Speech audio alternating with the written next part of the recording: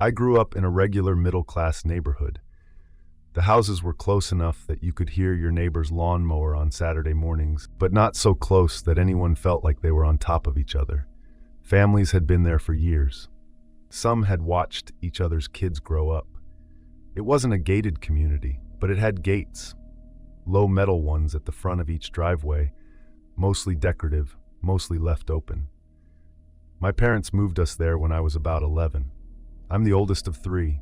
My younger brother and sister were still in elementary school at the time, and my parents wanted somewhere stable, close to their work, with schools they trusted. The house was 2 stories, light-colored walls, tiled roof, a narrow front porch that faced the street.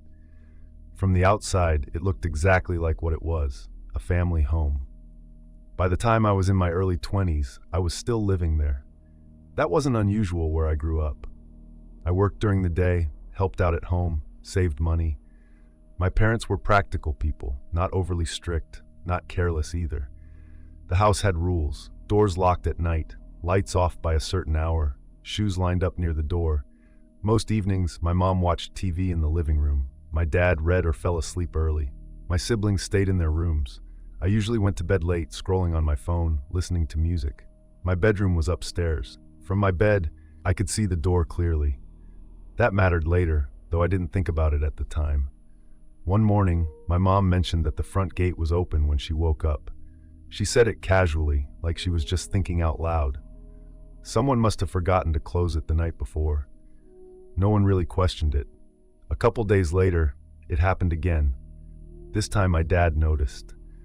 He was the last one to come home the night before, and he was sure he had closed it. He double-checked the latch, even said something about it being stiff. In the morning, it was open again. That still didn't feel alarming. Annoying, slightly confusing, but nothing that made anyone think of danger. Gates get left open. People misremember things. That's how it was explained. Then small things started stacking up. A side door that we rarely used was unlocked one afternoon. My brother swore he hadn't touched it. My mom said she hadn't been near it. My dad checked the lock and didn't find anything broken, just unlocked. Another time, the lights in the hallway were on when no one remembered turning them on. My sister thought maybe I had done it. I thought maybe she had. It turned into one of those small family arguments that ends with everyone shrugging and moving on. At that point, the word stalker hadn't come up. It still felt like coincidence, human error, the kind of stuff people don't want to dwell on because dwelling makes it feel bigger than it probably is. It was my mom who started feeling uneasy first. She was home more than the rest of us. She noticed patterns. She noticed that things felt slightly off even when nothing specific was wrong. She started locking the doors earlier in the evening. She asked my dad to check the windows before bed. She didn't say why at first. She just did it. One afternoon, she found muddy footprints near the back of the house. Outside, near the wall, close to a window. We had had rain the night before, so again, it could have been anything, but that was the first time she said it out loud. "I think someone's been around the house." She said it quietly, like she was trying not to scare herself by saying it too confidently. My dad brushed it off at first. He said the neighborhood was safe. He'd lived there long enough to know most of the people nearby. There hadn't been any break-ins reported. No one had posted anything alarming in the neighborhood groups. But he started checking things more carefully.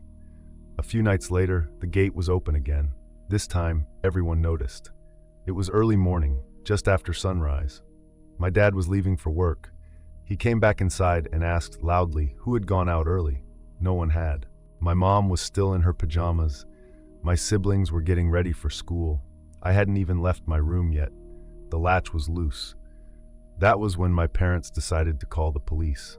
2 officers came by later that day. They were professional but calm in a way that made it clear they weren't seeing anything urgent. No forced entry, no damage, no witnesses. It's strange how calling the police can do that. It's supposed to make things feel safer, but sometimes it does the opposite. It turns vague unease into something real enough to be acknowledged, but not real enough to be solved. For a few days after that, everyone relaxed a little. My mom still checked locks more than before, but the tension eased. We went back to our routines. If anything, we felt embarrassed for overreacting. Then the first letter showed up. It was on the front porch when I got home from work, sitting there, centered neatly near the door. No envelope, just a folded piece of paper.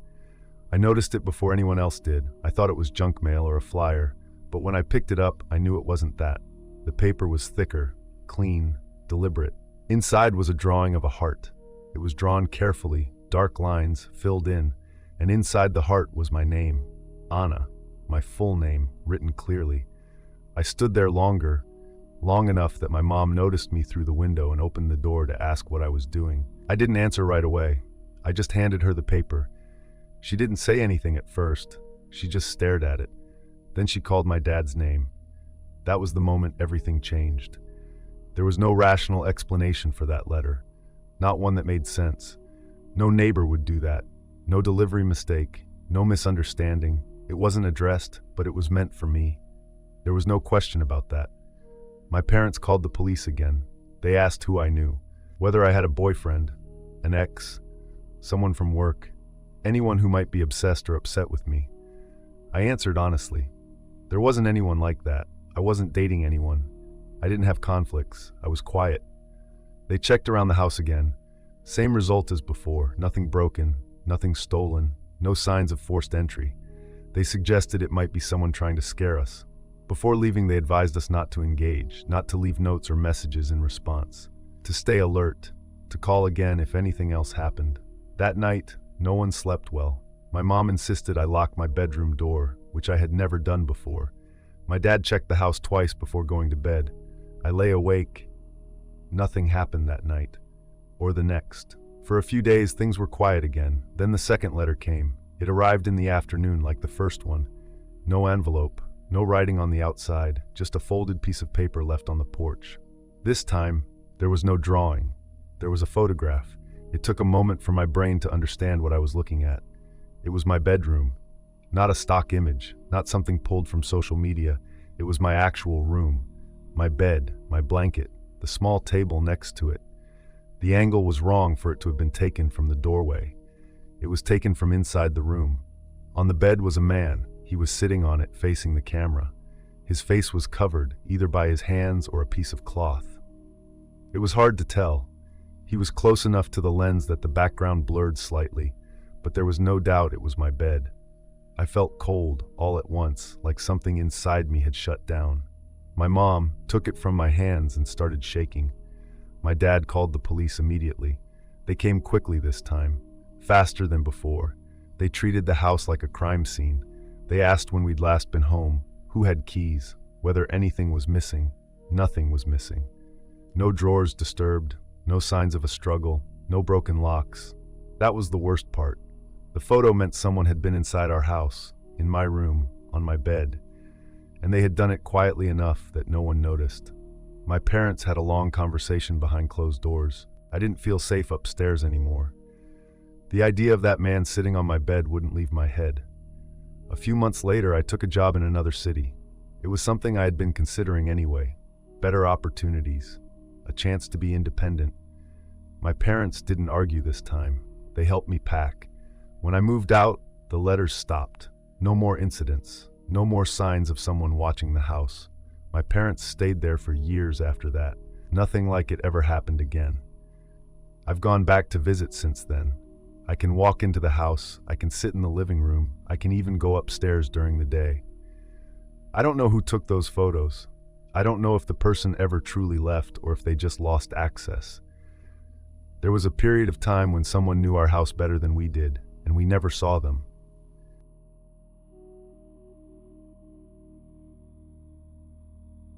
I was 24 when all of this happened. I was living with my parents and my younger sister in a house they'd bought a few years earlier, after we moved out of an apartment.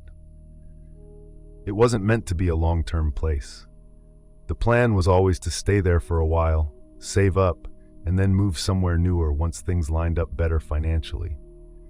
I was working part-time and helping around the house, and my sister was still in school. Nothing about our lives felt unstable or unusual.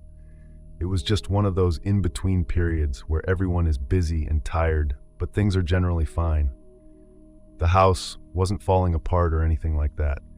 It was a single-story place. Good neighborhood, the kind where most people keep to themselves and you don't see much activity unless someone's mowing their lawn. The previous owners had done some renovations, and a few rooms had clearly been repurposed over time. One of those rooms was what we called the storage room. According to the paperwork, it used to be a bedroom at some point, but by the time we moved in, it had no closet and no proper ventilation, so it ended up being a place where boxes and unused things were kept. From the first day we moved in, that room smelled strange. I don't know how else to put it. It wasn't a normal musty smell like old cardboard or dust. It was sharper than that, and it didn't fade after cleaning. My mom scrubbed it multiple times. We tried airing it out. We used different cleaning products. The smell always came back. It was strongest near the door and along the wall closest to the hallway. Eventually, everyone just accepted it as one of those things you don't fully fix in a house that isn't forever. Months later, there were a few vandalism issues in the neighborhood. Annoying enough that people started talking about it. Someone was breaking small things, knocking over trash cans, leaving marks on fences. A couple of neighbors had items taken from their yards. It wasn't constant, but it happened often enough that people were uneasy. My dad decided to install security cameras, just a basic setup that covered the front yard, the back, and a few interior areas near entry points. One of the interior cameras ended up pointing down the hallway, with part of the storage room door visible at the edge of the frame. That wasn't intentional. It was just the angle that made sense at the time. Another camera covered the opposite side of the hallway, closer to the living room. Together, they should have shown anything moving through that space. For a while, the cameras didn't catch anything interesting. We checked them occasionally, mostly out of habit. Then one evening, my dad called us into the living room and asked us to look at something. He didn't sound alarmed. If anything, he sounded confused. On the screen was a still frame from the hallway camera. Near the storage room, there was a dark shape. It was upright and roughly human-sized, but it didn't look like a person standing normally. The shape was uneven, and the outline didn't make much sense. The top of it came up higher than a person's head should have, but not in a way that looked like a hat or anything recognizable. The arms, if that's what they were, seemed too long, hanging lower than they should. The image quality wasn't great. It was grainy, especially in low light. At first glance, it could have been a shadow or a glitch, but the shape had weight to it. It blocked part of the light from the hallway, and you could see where it interrupted the background.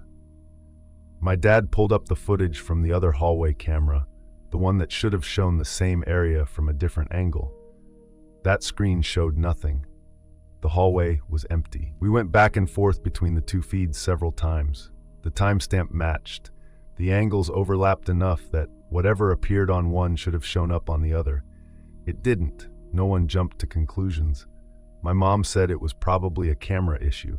My dad agreed, though he replayed the clip more than once. My sister didn't say much.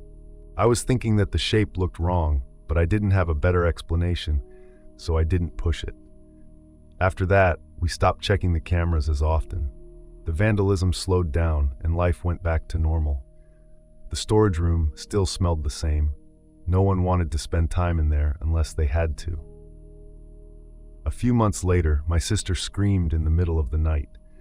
It wasn't the kind of scream you hear when someone has a bad dream. It was loud and sharp and cut off suddenly. Everyone woke up and ran toward the hallway. She was standing near the storage room door, shaking and crying, saying she'd seen something on the floor near the door frame.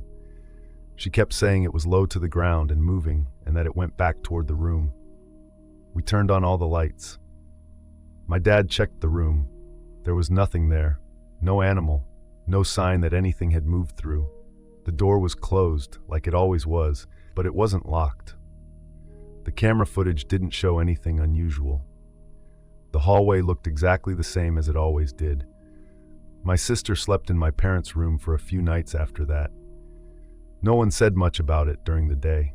It was treated like a scare, nothing more. She didn't bring it up again on her own. Not long after that, I went into the storage room to get something out. We had one of those inflatable pool animals in there. the kind shaped like a cartoon creature, and a family friend's kid had been asking for it. We didn't have a pool anymore, so I figured I'd give it away. I remember opening the door and dealing with the smell, the same way I always did, and stepping inside to pull the box out from the corner. The room was dim, even with the light on, because it only had one small fixture and no window. I was bent over, tugging at the box, when I heard the door move behind me. I thought someone was closing it to keep it from swinging. Then the latch clicked. I called out, assuming someone was messing with me. No one answered. I raised my voice and tried again. Still nothing. I walked to the door and tried the handle. It didn't open. The door didn't budge. The house wasn't big. People were in the front, talking. Someone should have heard me. I turned back toward the room, partly to look for my phone, which I'd left on one of the shelves, and partly because the space behind me felt occupied in a way I couldn't place. Near the far corner, where we stacked old boxes and broken furniture, there was a figure. It looked like a woman, but not clearly. The shape was there, solid enough that it separated itself from the clutter around it. The hair was long and dark, hanging forward, obscuring most of the face. The posture was wrong. The arms didn't rest naturally, and the way it stood made the room feel smaller. I didn't hear it move. It didn't step forward. It just stayed there, facing me. I started yelling. I remember the sound of my own voice and how loud it was in that small space. The door opened suddenly, and my dad pulled me out into the hallway. My legs didn't cooperate very well, and I had to sit down. After that, things blurred together. I know I started feeling sick not long after. I developed a fever and chills, and my body ached in a way that didn't feel like a normal flu. I ended up in the hospital because the fever wouldn't come down, and they kept me there for observation. No one could point to a clear cause. I stayed sick for almost 2 weeks. While I was recovering, my parents talked about the house more seriously than they ever had before. They just agreed that it wasn't worth staying. Once I was well enough, they started the process of selling it and looking for something else. We moved out. There isn't a neat explanation for any of it, and I'm not interested in trying to force one. I only know what I saw, what the cameras showed, and how the place felt over time. Whatever was going on there didn't need our attention to exist, and leaving was the only part of it that made sense.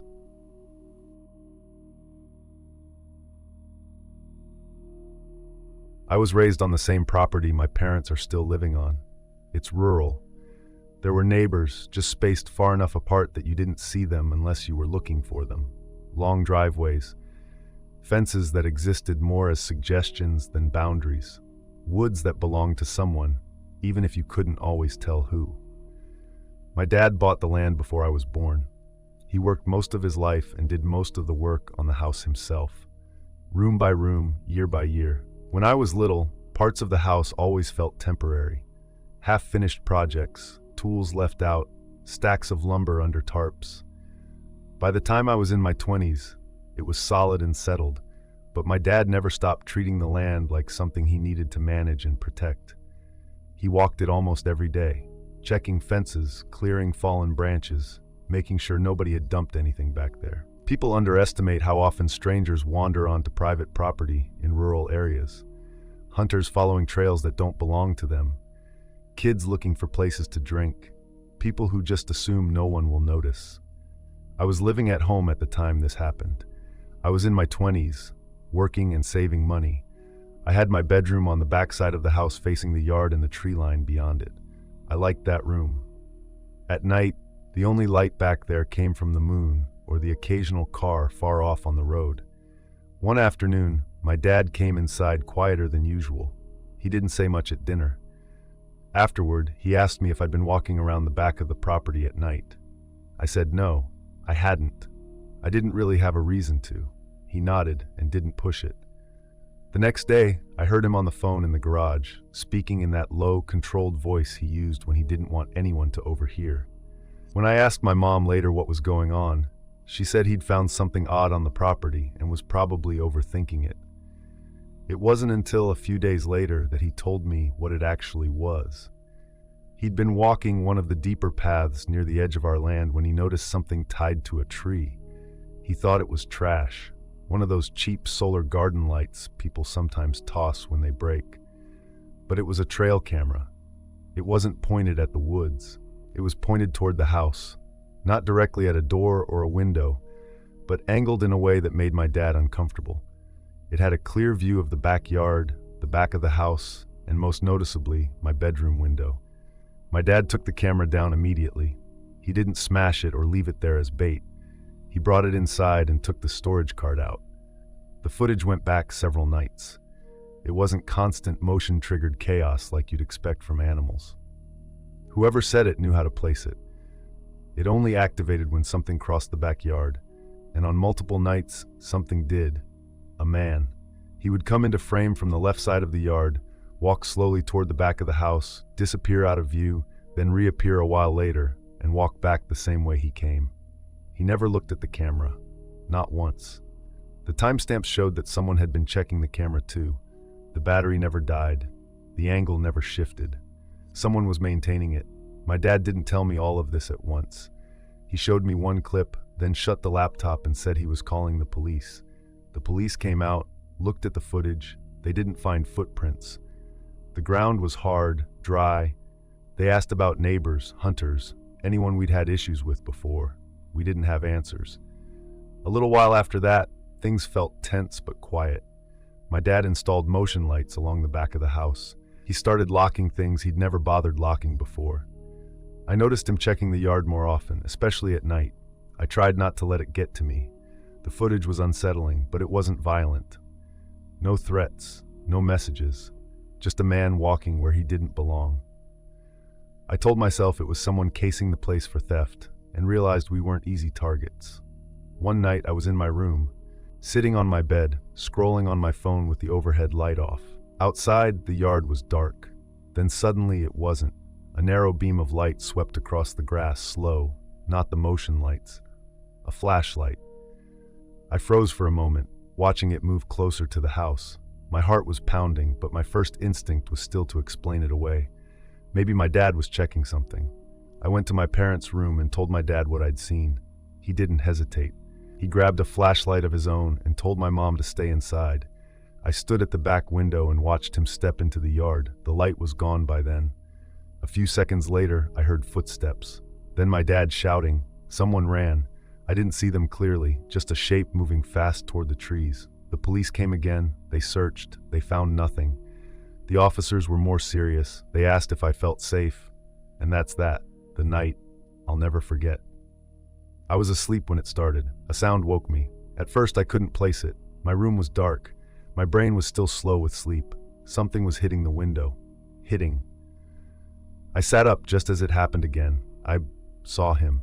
A face pressed against the glass. He was bald. His head looked almost too round, like it didn't belong there. His eyes were open wide, and his mouth was slack. He started banging his head against the window, repeatedly, firmly, over and over. The glass rattled. I screamed.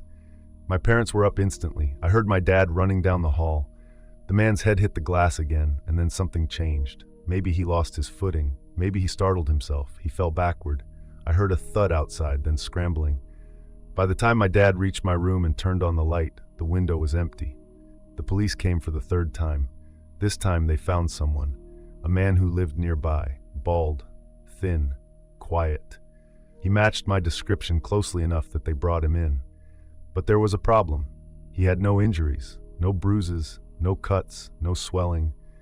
Nothing to suggest he'd just been repeatedly striking his head against glass or fallen from a window. He also had an alibi.